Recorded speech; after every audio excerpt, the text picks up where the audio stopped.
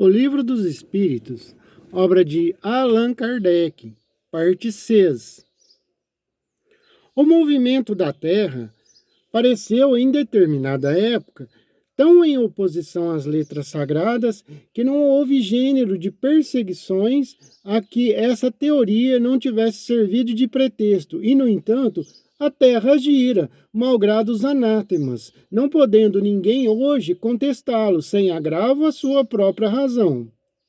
Diz também a Bíblia que o mundo foi criado em 6 dias e põe a época da sua criação a 4.000 anos, mais ou menos, antes da era cristã.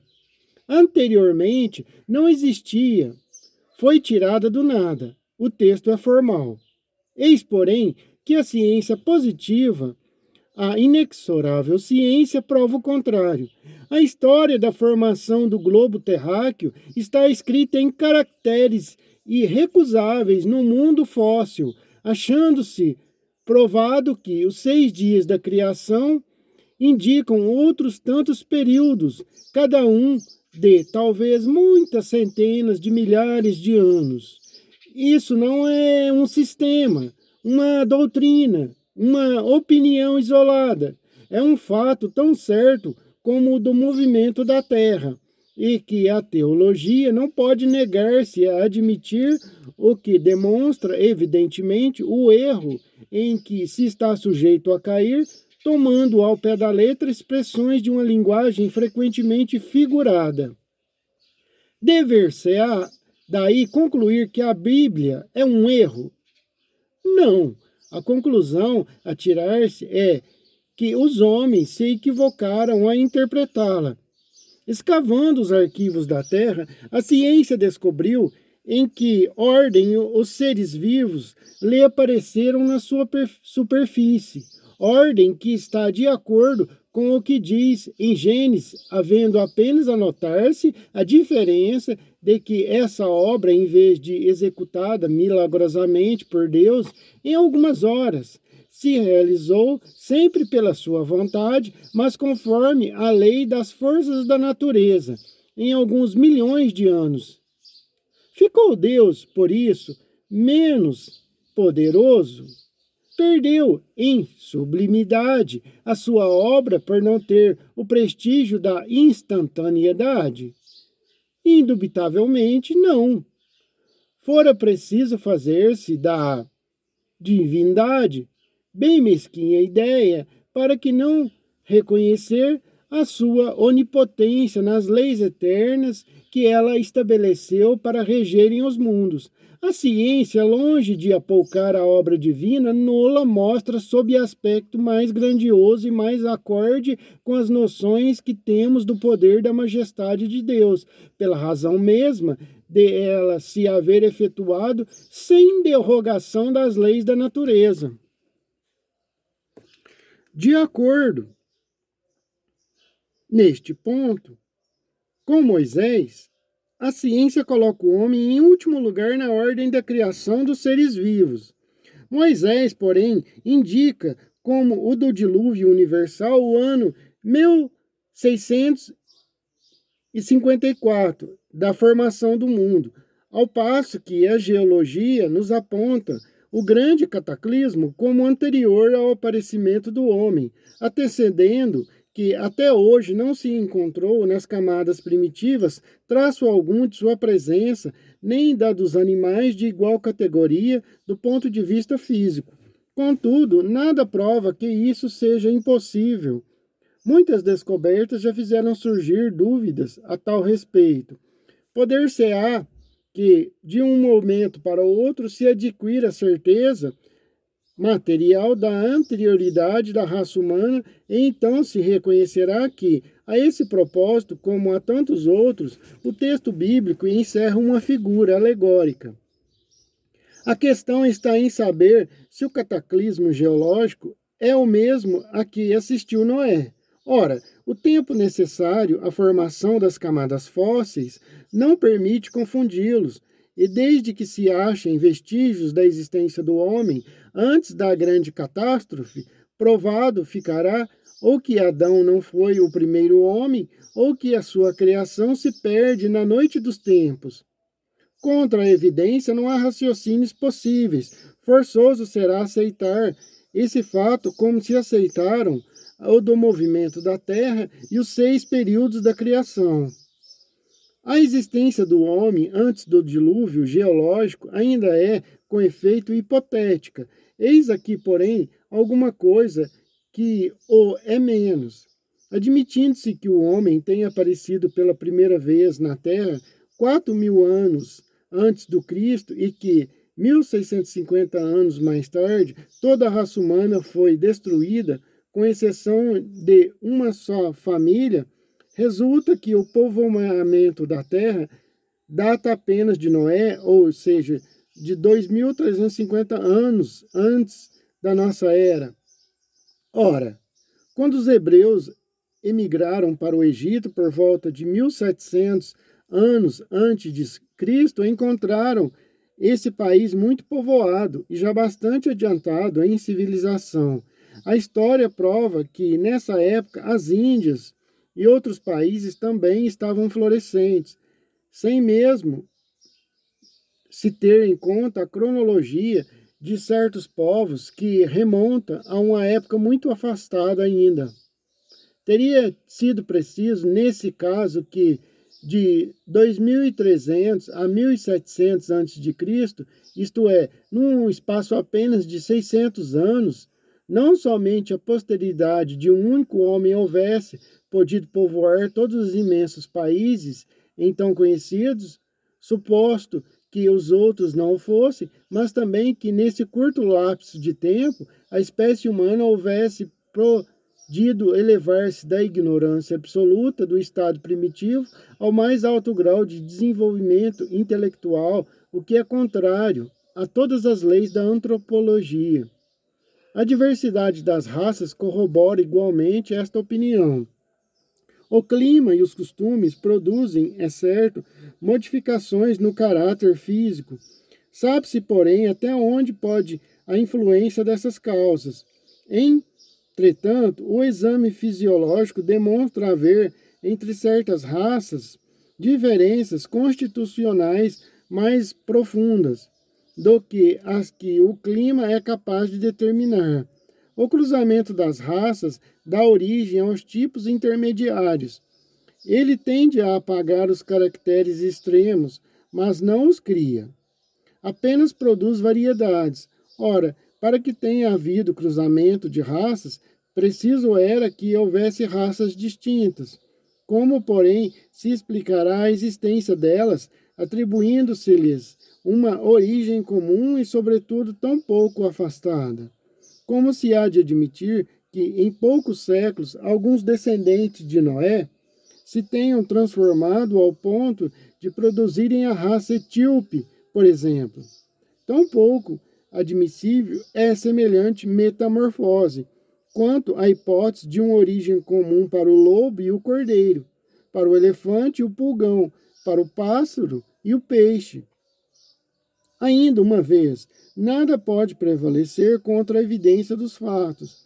Tudo, ao invés, se explica admitindo-se que a existência do homem é anterior à época em que vulgarmente se pretende que ela começou, que diversas são as origens, que Adão, vivendo há 6.000 anos, tenha povoado uma região habitada, mas pequena, que o dilúvio de Noé foi uma catástrofe parcial, regional, confundida com o cataclismo geológico, e atendendo-se finalmente, na forma alegórica peculiar ao estilo oriental, forma com que deparamos nos livros sagrados de todos os povos.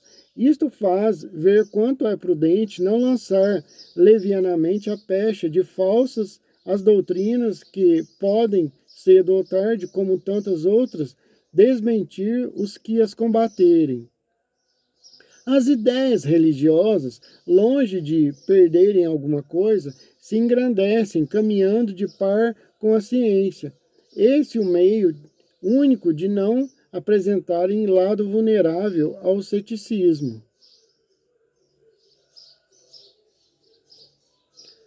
seres orgânicos e seres inorgânicos. Os seres orgânicos são os que têm em si uma fonte de atividade íntima que lhes dá a vida. Nascem, crescem, reproduzem e por si mesmos e morrem. São providos de órgãos especiais para a execução dos diferentes atos da vida. Órgãos esses apropriados às necessidades que a conservação própria lhes impõe. Nesta classe estão compreendidos os homens, os animais e as plantas. Seres inorgânicos são todos os que carecem de vitalidade, de movimentos próprios e que se formam apenas pela agregação da matéria. Tais são os minerais, a água, o ar, etc. A mesma força que une os elementos da matéria nos corpos orgânicos é a mesma e nos inorgânicos? Sim, a lei de atração é a mesma para todos.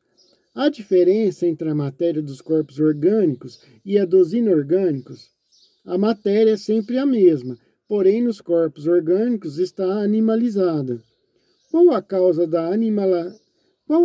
da animalização da matéria? Sua união com o princípio vital. O princípio vital reside em algum agente particular, ou é simplesmente uma propriedade da matéria organizada. Numa palavra, é efeito ou causa? Uma e outra coisa. A vida é um efeito devido à ação de um agente sobre a matéria. Esse agente sem a matéria não é vida. Do mesmo modo que a matéria não pode viver sem esse agente. Ele dá vida a todos os seres que o absorvem e assimilam. Vimos que o espírito e a matéria são dois elementos constitutivos do universo. O princípio vital será um terceiro? É, sem dúvida, um dos elementos necessários à constituição do universo, mas que também tem sua origem na matéria universal modificada. É para vós um elemento como o oxigênio e o hidrogênio, que, entretanto, não são elementos primitivos, pois que tudo isso deriva de um só princípio. Parece resultar daí que a vitalidade não tem seu princípio num agente primitivo, de instinto, e sim numa propriedade especial da matéria universal devido a certas modificações. Isso é consequência do que dissemos. O princípio vital reside em algum dos corpos que conhecemos. Ele tem por fonte o fluido universal. É o que chamais fluido magnético ou fluido elétrico animalizado. É o intermediário ou elo existente entre o espírito e a matéria. O princípio vital é um só para todos os seres orgânicos? Sim, modificados segundo as espécies. É ele que lhes dá movimentos e atividade e os distingue da matéria inerte, porquanto o movimento da matéria não é a vida. Esse movimento ela o recebe, não o dá. A vitalidade é atributo permanente do agente vital ou se desenvolve não só pelo funcionamento dos órgãos? A vitalidade é atributo permanente do agente vital ou só se desenvolve tão só pelo funcionamento dos órgãos? Ela não se desenvolve senão com o corpo. Não dissemos que esse agente sem a matéria não é a vida? A união dos dois é necessária para produzir a vida. Poder-se-á dizer que a vitalidade se acha em estado latente, quando o agente vital não está unido ao corpo? Sim, é isso. O conjunto dos órgãos constitui uma espécie de mecanismo que recebe impulsão da atividade íntima ou princípio vital entre eles. O princípio vital é a força motriz dos corpos orgânicos, ao mesmo tempo que o agente vital dá impulsão aos órgãos. A ação destes entretém e desenvolve a atividade daquele agente, quase como sucede com o atrito que desenvolve o calor. Qual a causa da morte dos seres orgânicos? Esgotamento dos órgãos. Poder-se-ia comparar a morte à cessação do movimento de uma máquina desorganizada? Sim, se a máquina está mal montada, cessa o movimento. Se o corpo está enfermo, a vida extingue. Por que uma lesão do coração mais depressa causa a morte do que de outros órgãos? O coração é a máquina de vida. Não é, porém, o único órgão cuja lesão ocasiona a morte. Ele não passa de uma das peças essenciais, que é feito da matéria e do princípio vital dos seres orgânicos. Quando estes morrem, a matéria inerte se decompõe e vai formar novos organismos. O princípio vital volta à massa de onde saiu. Morto o ser orgânico, os elementos que o compõem sofrem novas combinações, de que resultam novos seres, os quais aurem na fonte universal o princípio da vida e da atividade, o absorvem e assimilam, para novamente o restituírem a essa fonte, quando deixarem de existir. Os órgãos se impregnam, por assim dizer, desse fluido vital, e esse fluido dá a todas as partes do organismo uma atividade que as põe em comunicação entre si, nos casos de certas lesões, e normaliza as funções momentaneamente perturbadas. Mas quando os elementos essenciais ao funcionamento dos órgãos estão destruídos ou muito profundamente alterados, o fluido vital se torna impotente para lhes transmitir o movimento da vida e o ser morre. Mais ou menos necessariamente, os órgãos reagem uns sobre os outros, resultando essa ação recíproca da harmonia do conjunto por eles formado. Destruída que seja, por uma causa qualquer, esta harmonia, o funcionamento dos órgãos cessa, como o funcionamento da máquina cujas peças principais se desarranjaram. É o que se verifica, por exemplo, com um relógio gasto pelo uso ou que sofreu um choque por acidente, no qual a força motriz fica impotente para pô-lo de novo a funcionar. Num aparelho elétrico, temos imagem mais exata da vida e da morte. Esse aparelho, como todos os corpos da natureza, contém eletricidade em estado latente. Os fenômenos elétricos, porém, não se produzem senão quando o fluido é posto em atividade por uma causa especial. Poder-se-ia então dizer que o aparelho está vivo. Vindo a cessar a causa da atividade, cessa o fenômeno. O aparelho volta ao estado de inércia. Os corpos orgânicos são, assim, uma espécie de pilhas ou aparelhos elétricos, nos quais a atividade do fluido determina o fenômeno da vida. A cessação dessa atividade causa a morte. A quantidade de fluido vital não é absoluta em todos os seres orgânicos. Varia segundo as espécies e não é constante, quer em cada indivíduo, quer nos indivíduos de uma espécie. Alguns há que se acham, por assim dizer, saturados desse fluido, enquanto outros o possuem em quantidade apenas suficiente. Daí, para alguns, vida mais ativa, mais tenaz e, de certo modo, superabundante. A quantidade de fluido vital se esgota. Pode tornar-se insuficiente para a conservação da vida, se não for renovada pela absorção e assimilação das substâncias que o contêm. O fluido vital se transmite de um indivíduo a outro. Aquele que o tiver em maior porção pode dá-lo a um que o tenha de menos e, em certos casos, prolongar a vida prestes a extinguir-se. A inteligência é atributo do princípio vital? Não, pois que as plantas vivem e não pensam, só têm vida orgânica. A inteligência e a matéria são independentes, porquanto um corpo pode viver sem inteligência, mas a inteligência só pode se manifestar por meio de órgãos materiais.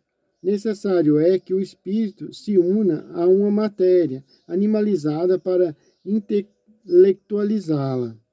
A inteligência é uma faculdade especial, peculiar a algumas classes de seres orgânicos, e que lhes dá, com o pensamento, a vontade de atuar, a consciência de que existem e de que constitui uma individualidade cada um, assim como os meios de estabelecerem relações com o mundo exterior e de provarem as suas necessidades. Podem distinguir-se assim: primeiro, os seres inanimados, constituídos só de matéria, sem vitalidade, sem inteligência, são os corpos brutos. Segundo, os seres animados, que não pensam, formados de matéria e dotados de vitalidade, porém destituídos de inteligência. Terceiro, os seres animados, pensantes, formados de matéria, dotados de vitalidade e tendo a mais um princípio inteligente que lhes outorga a faculdade de pensar. Qual a fonte da inteligência? Já o dissemos, a inteligência universal.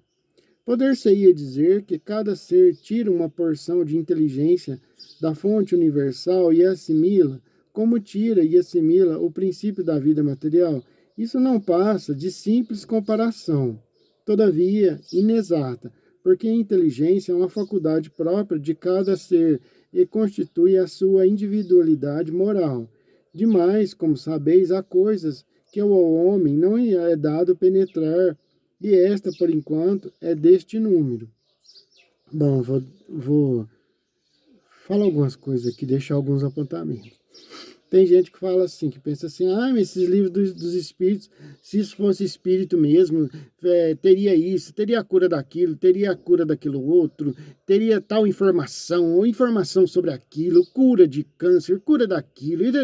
Bom, deixa eu esclarecer aqui. Deixa eu voltar a ler o que eu acabei de ler aqui. Aqui, ó. Poder-se-ia dizer que cada ser tira uma porção de inteligência da fonte universal e assimila como tira e assimila o princípio da vida material. Isto não passa de simples comparação, todavia inexata, porque a inteligência é uma faculdade própria de cada ser e constitui a sua individualidade moral. Agora, demais, como sabeis, há coisas que ao homem não é dado penetrar, e esta, por enquanto, é desse número. Nós humanos, existem coisas que nós não estamos preparados para saber, que nós meio que não podemos saber ainda. Os espíritos, eles não vêm para derrogar as leis aqui da física, da química e por aí vai, para passar o carro na frente dos bois, por assim dizer, e trazer tudo mastigadinho, tudo prontinho para o homem. Não. Os espíritos, eles ajudam aquele cientista que passa noites em claro, que faz 2, 3 anos que vai dormir 3 da manhã, que está estudando, que está buscando descobrir alguma coisa, ao inventar algum equipamento, alguma coisa para ajudar a humanidade. Eles ajudam esses cientistas, ajudam.